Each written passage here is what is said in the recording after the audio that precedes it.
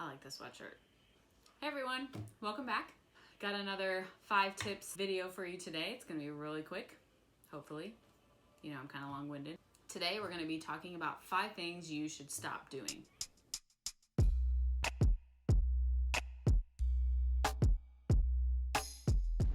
All right, number 1, this is probably the biggest one that I'm going to share today and probably the most controversial that people either very much agree with or very strongly disagree with. And that is engaging in controversial conversations online or on social media. I do know that there's a time and place for that, and there are honestly some people who can have very productive and honoring conversations online, but that percentage is very, very small. And most of the conversations that I've seen happen online and that I've heard from other people having conversations online get very ugly very fast. The reason why I suggest stopping engaging in those controversial conversations online is because one, it is really, really hard to decipher somebody's tone when they're typing something. And because it's hard to decipher somebody's tone, usually what people assume is that that person is emoting some sort of negative response. I feel like that's a natural human thing to assume. So because it's not easy to decipher somebody's tone over the internet, it makes it hard to have a very effective or productive conversation. Another thing that happens when you're engaging in controversial stuff is it tends to bother you for days after having the conversation. So instead of maybe resolving anything, it's really easy to just get off or not respond or be done with the conversation if you feel frustrated. But that's never ever resolved then. And so the conflict continues to fester, and then there can be more negative emotions that tend to well up when you think of that person or relate to that person, or just in general, when you hear that topic, you think of that conversation, and that brings up all those emotions again. So my advice is if you have a controversial topic you'd like to talk about, if you're able to do it in person or over FaceTime or Skype, that is a way better option than doing it through social media. It usually never ends up being productive, and it usually always ends up in people feeling worse about themselves afterwards. And if we think about it, our main goal should be to be loving and honoring to everybody, even if we disagree with them. Whew, got all that out. Now we can get on with the other stuff. Number 2. This is one that I've had to learn myself over the past 2 years, and it's been really freeing. The number 2 thing you should stop doing is saying yes to everything without first assessing it or thinking about it. If you're into Enneagrams, I'm an Enneagram 2. And that is labeled as the helper. So I love to help. I love to be of service. Usually when I'm asked to help, at least in the past, it was always yes. And then I would overcommit and be so stressed out because I have overscheduled everything. But by taking a moment to say, let me think about that and I'll get back to you, gives you time to think about what's going on in your schedule, how that's going to affect you, how that's going to affect your family, if you can give everything that you need to give in that circumstance, because I very firmly believe if you can't fully commit to that whole thing, you shouldn't be doing it. It also gives you freedom in being able to give yourself time to rest and yourself that space to be able to do the things that you need to do. Sometimes the hard thing to say is no, but it's the best thing to say. So I'm not saying just go around telling everybody no. I'm just saying if someone asks you to do something, just take a few moments or even a couple days to think about it and assess it first, and then give your yes or your no. Then you know you can either fully commit or you just really can't do it. Number 3, bad mouthing. I find this an especially big problem in the mother community. So there's a lot of mommy shaming. There's a lot of shaming women who stay at home, who go to work, women who don't have kids or who have too many kids. I don't know, there's a lot of shaming all around. So there are countless ways to lift up other people and countless things we don't know about people in their own lives. One thing we should stop doing is bad-mouthing other people. It can sometimes be easy to say something bad about somebody else, especially when you're feeling insecure about yourself in a certain area, but it always comes back to bite you. And it never ends in goodness. Bad-mouthing others, not cool. We should stop doing that.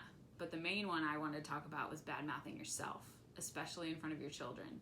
So calling yourself fat, stupid, dumb, ugly, worthless, absent-minded even, or forgetful, or whatever kind of negative adjective you can insert in there. Bad-mouthing yourself, your kids hear that and they see you degrading yourself, but it also speaks to yourself. So you continue to believe the things that come out of your mouth. When you speak death, you create death. When you speak life, you create life. You have qualities and giftings that are beautiful and wonderful and should be celebrated. So if you can, take time to acknowledge those things about yourself. I think you'll find that you're a lot more amazing than you think you are. Number 4, Stop trying to make your life like somebody else's life. I know it's very easy to compare yourself and kind of see where you measure up compared to other people, but your life is your own, and you have decisions that you have to make based on who you are and what your family is and what they are doing in their time of life, and that has nothing to do with the person next to you. I very much believe in celebrating things that are going on with other people or sharing in each other's grief when they're going through something hard. But I've noticed through social media, jealousy has become so rampant. We look at somebody else's life and say, oh man, look how great they have it. How come I don't have those things in my life? But we also don't know what's going on in their life.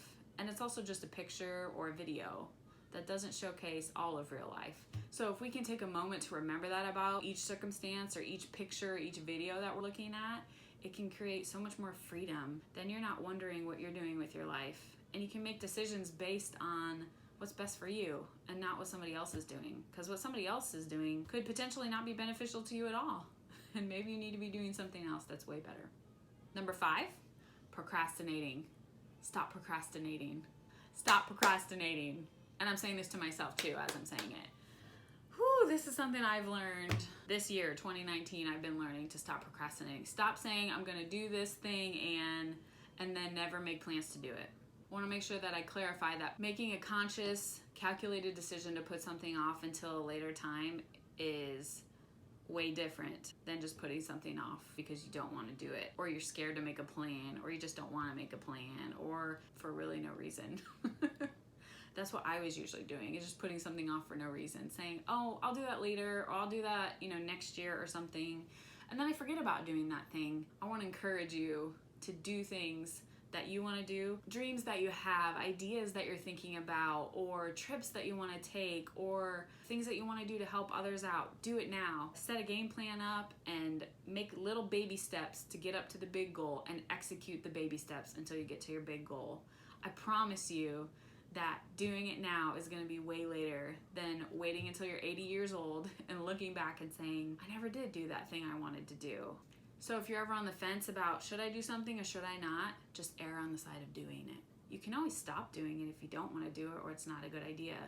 But it's a lot harder sometimes to start doing something than it is to stop doing something. I know sometimes we get caught up in the fear and the anxiety or just the bigness of what that idea is. Just start. You can start anywhere. So that's it. 5 things you should stop doing. So I encourage you today, if any of those things kind of hit your heart, comment down below, let me know what you're thinking. Let me know things that you're going through in your season of life that you are no longer doing to either create a more healthy you, a more free you, a more happy you, a more peaceful or joyful you. So I hope you felt encouraged today. If you like this video, please give it a thumbs up, subscribe. We love having you here. We love hearing what you have to say. We want to be in community with you, know what's going on with you, and connect with you. Be blessed in Jesus' name. See ya. I find this engaging in those what's the word? I can't think of the word.